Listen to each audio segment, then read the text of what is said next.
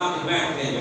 کچھ دیر گزری، صحابہ مسلکے میں بیٹھے ہوئے ہیں، تو رسول رحمت صلی اللہ علیہ وآلہ وسلم چونکہ آپ گھر تشریف لے گئے تھے، تو دوستان گرامی قدر کچھ دیر گزری رات کا، جب ایک حصہ گزر گیا، رسول اللہ صلی اللہ علیہ وسلم چونکہ فرض پڑھانے کے بعد آپ کا شانہ اقدس میں تشریف لے گئے تھے.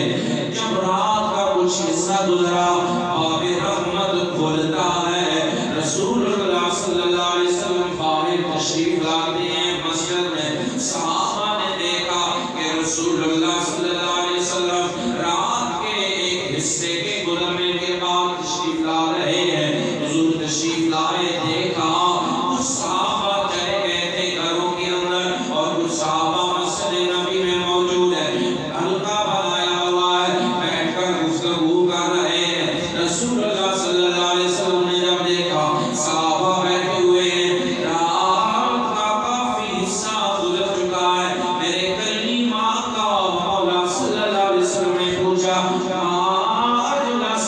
فرمایا میرے صحابہ یہ کیسی مجلس ہے، رات کا ایک حصہ گزر چکا ہے، میں بھی نماز پڑھنے کے بعد گھر چلا گیا تھا، تم یہاں پہ کیوں بیٹھے ہوئے ہو؟ کس چیز نے تمہیں یہاں پہ بٹھائے رکھا ہے؟ کس کی محبت نے تمہیں یہاں پہ بٹھا کے رکھا ہے؟ صحابہ کرتے ہیں، یا رسول اللہ صلی اللہ علیہ وسلم نذکر اللہ ونحمدہ، یا رسول اللہ ہم یہاں پہ بیٹھے ہوئے ہیں، ہمارے بیٹھنے کا مقصد یہ ہے آقا ہم اللہ کا ذکر کر رہے ہیں، اس کی تعریفیں کر رہے ہیں، اس کی حمد و ثنا بیان کر رہے ہیں. رسول اللہ صلی اللہ علیہ وسلم نے جب پوچھا، حضور نے فرمایا صحابہ سبب کیا ہے، کیوں اللہ کی تعریفیں کر رہے ہو، کیوں حمد و ثنا بیان کر رہے ہو؟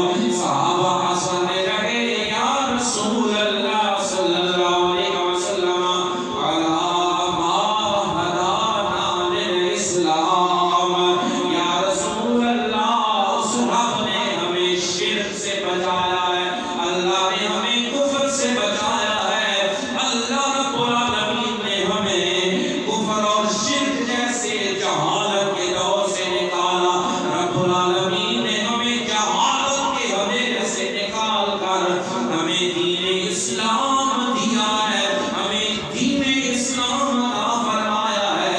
اس نعمت کے ملنے پر ہم اپنے رب کا شکر ادا کر رہے ہیں.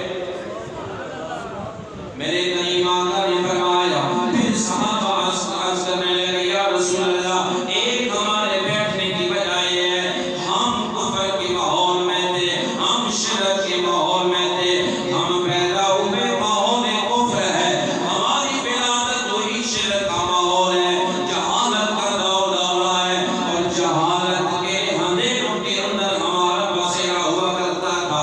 آقا ہمیں کسی قسم کا پتہ نہیں تھا، تہذیب و تمدن کے ساتھ ہمارا کوئی تعلق نہیں تھا. رب العالمین نے ہمیں کفر سے نکالا، شرک سے نکالا، اور اس سارے جہالت کے ماحول سے نکال کر ہمیں صاف ستھرا اور خوبصورت دین اسلام عطا کیا ہے. ہماری اسلام کے متعلق رہنمائی فرمائی ہے، اس لیے ہم اپنے رب کا شکر ادا کر رہے ہیں، اللہ کا ذکر کر رہے ہیں، اور اللہ کی حمد و ثنا بیان کر رہے ہیں. اور پھر صحابہ کہنے لگے، یا رسول اللہ دوسرا ہمارا یہاں پہ بیٹھنے کا مقصد یہ ہے. عرض کرنے لگے، وَمَنْ عَلَيْنَا بِكَ یا رسول اللہ. صحابہ کہنے لگے، یا رسول اللہ اللہ نے آپ کو دنیا کائنات میں بھیج کر، اللہ نے آپ کو ہمارے پاس بھیج کر ہمارے اوپر کرم فرمایا ہے، احسان فرمایا ہے. یا رسول اللہ آپ کے ملنے پر اللہ نے جو ہمارے اوپر احسان فرمایا ہے، ہم اس احسان کی بارگاہ میں، ہم اس احسان کے ہونے پر اللہ کا شکر ادا کر رہے ہیں.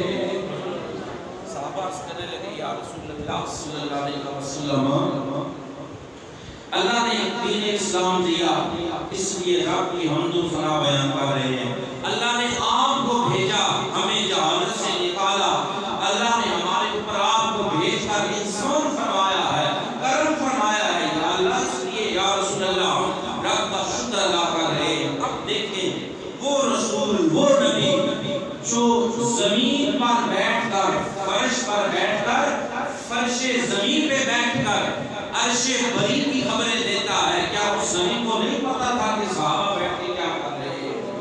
کیا اس غیب دان نبی کو علم نہیں تھا کہ میرے صحابی، میرے غلام، مجھ سے تربیت یافتہ، تربیت حاصل کرنے والے، میرا کلمہ پڑھنے والے میرے غلام کیا کر رہے ہیں؟ لیکن حکمت تھی۔ یاد رکھیں ہمارے نبی صلی اللہ علیہ وسلم حکیم بھی ہے، ہمارے نبی کیا ہے؟ حکیم بھی ہے۔ اس میں ایک حکمت تھی۔ اس سوال میں حضور نے کیوں پوچھا تھا؟ پتا تھا کہ صحابہ کیا کر رہے ہیں۔ میرے کریم آقا نے کیوں پوچھا کہ میرے صحابہ کیا کر رہے ہو؟ وجہ یہ تھی کہ میرے آقا نے فرمایا، علماء فرماتے ہیں میرے حضور کے پوچھنے میں وجہ یہ تھی کہ کل میرے آنے کل دنیا کے اندر طرح طرح کے لوگ ہوں گے اور طرح طرح کے اعتراضات کریں گے۔ آج میں صحابہ سے پوچھوں گا، صحابہ جواب دیں گے، میں ان کے جواب کی تصدیق کروں گا،